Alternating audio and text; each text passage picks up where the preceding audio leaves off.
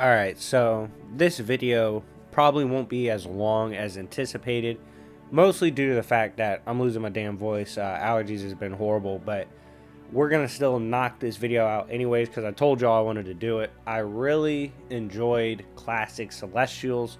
They came on the scene crazy in Marvel when they initially dropped back in the Eternals run, and they were mainly featured in the Eternals run. If you like videos like this is of course a next feature in my Who Can Beat series. Make sure to hit the like button, subscribe, all that. Make sure to hit the notification bell so you don't miss anything. But yeah, we're gonna basically observe classic Marvel Celestials, what they were capable of, and then I will select 3 characters who wouldn't beat a Celestial or group of Celestials by himself, but combined with 2 others, they could pull it off. It's a really neat spin on versus battles, so I hope you guys enjoy it. But like I said, this won't be as long because I gotta save my voice. But what I will do is probably make more Celestial content down the line because I do enjoy the concepts. So if you want that, hit the like button, smash it. But anyways, let me know who you want targeted next in this series in the comment section down below. Give me their name and tell me why they deserve to get targeted on Who Can Beat, and we'll do it. But anyways, let's begin. So, who are the Marvel Celestials? They are a recent hot topic in Marvel, mostly due to the fact that they will be featured soon on the screen for Marvel. This is cool because it's an expansion on the cosmology of the MCU. I'm always down for a verse having its cosmology expanded, so this is cool.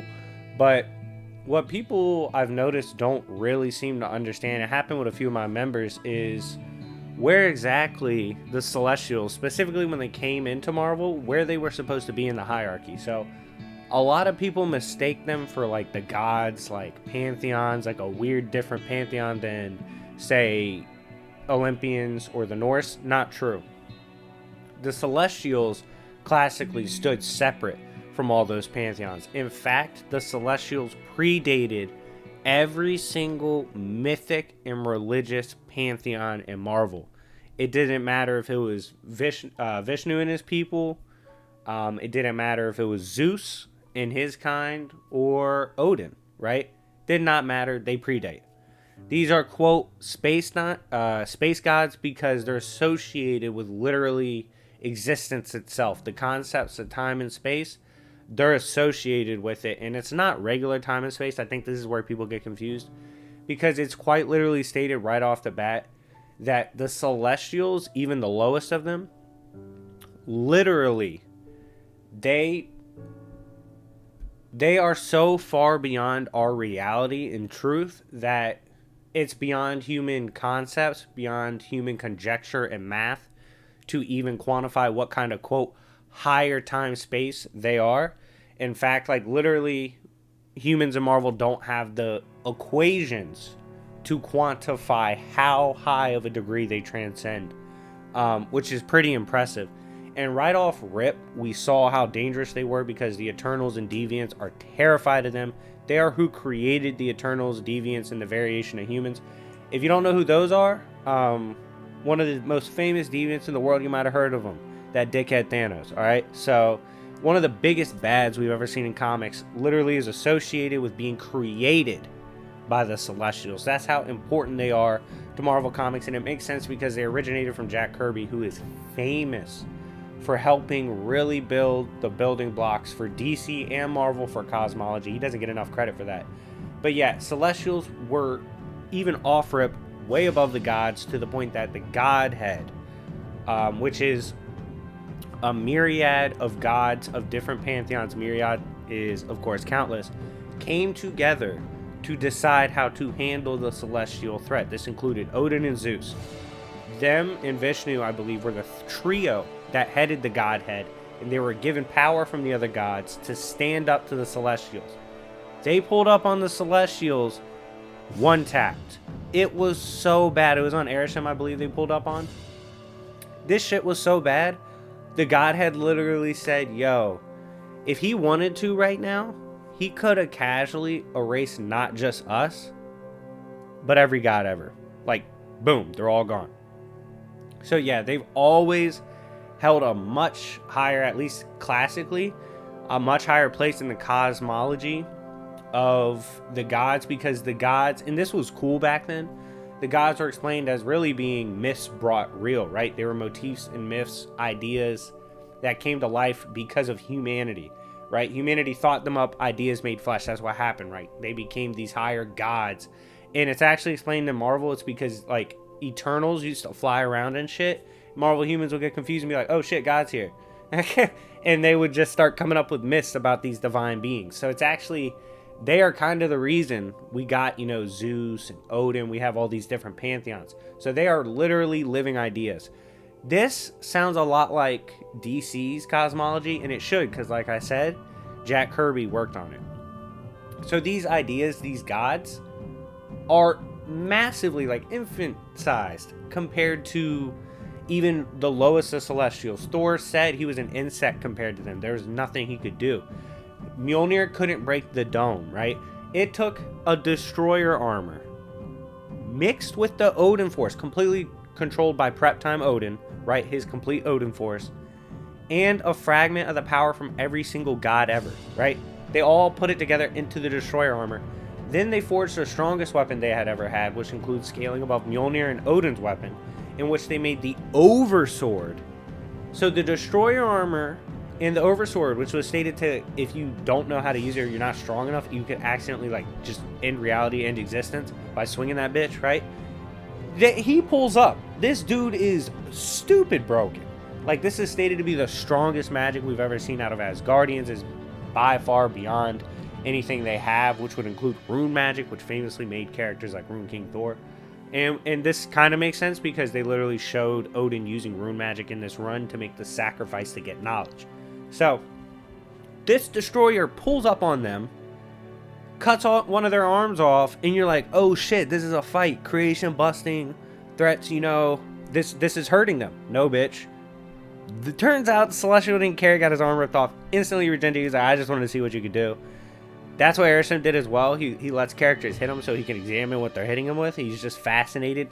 They literally come down to see how good you are to observe life and then pass judgment upon it. That's the job of the fourth host. They came down to finally pass judgment in 50 years. But Odin didn't want to wait. The gods didn't want to wait, because if existence, like humans and all that, are gone, beliefs are gone, ideas are gone. And so the ideas and beliefs of the gods would be gone. That's how they're tied into humanity. Humanity and the gods match up in Marvel because of that. So, bottom line, Prep Time Odin, with literally every god ever helping him, couldn't do anything to the Celestials. Got trolled. Got beat up. They thought he died. It was horrible. So overall, I do think people sleep on Celestials and kind of associate them with, like, Skyfather tiers, maybe a little above. No. Classic Celestials were clearly above Skyfather tier. Wasn't even close. In fact, the Unimind, which is used by the Eternals to combat, it's seen as the best way to combat the Celestials. The Unimind was literally rewriting the idea of space itself. One shot by Celestials. Stop playing with them boys. They are dangerous. But I'm excited to do this. But yeah, my throat's killing me. My allergies are going whack. Let's get this over with. Who's my 3 to take down either one Celestial, or we could throw a few in there. It doesn't matter. Possibly the host if we have to, right? Like those 4, we could do that.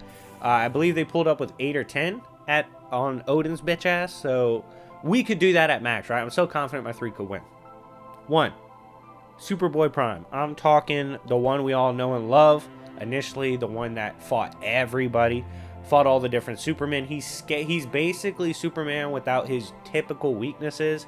He was kind of worried about going all out, absorb Speed Force speedsters, but you know who wouldn't?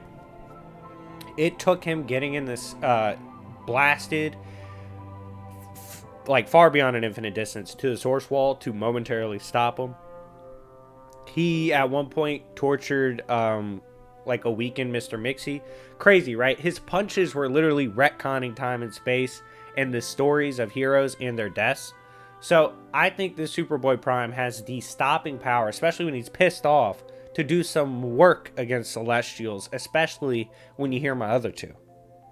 Second person up, we got Gore the God Butcher. This one's interesting, right? The reason I picked him is because the Necro Sword is confirmed to be able to kill Celestials.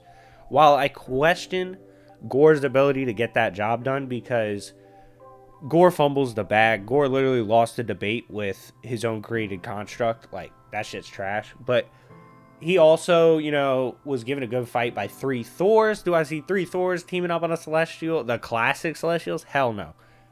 Literally all the gods came together. It didn't matter. But that sword is potent and lethal. And like I said, it's literally been shown on screen in the right hands to kill Celestials. I think Superboy Prime, if Gore went down, if he wasn't able to actually put in work against the Celestials, I actually do see Superboy Prime putting in work, gaining access to the Necro Sword. That would be awesome to see, and that's kind of the fail-safe. Finally, for my third, we have Parallax Sinestro. I picked this specifically, New 52 Parallax Sinestro, because he's a genius, and he's an absolute tank. He has Parallax, who's the embodiment of the idea of fear itself. One shot, Hal Jordan can one shot like all the Green Lanterns if he wanted to. He amped the entirety of the planets and the superheroes to combat a new threat, which was, I believe, the Pale Guardians at the time. On top of this, he's a genius. He was out strategizing new gods and conceptual beings. He took hits from Life Equation Highfather, which the Life Equation is supposed to be like the other half, or could be the other half of the power of the Source. So when you look at that, Sinestro's genius, his ability to fight, his lantern hacks, his fear hacks, that combined with the dark power of the Necro Sword with Gore, even if he falls, we got Superboy Prime with the sword.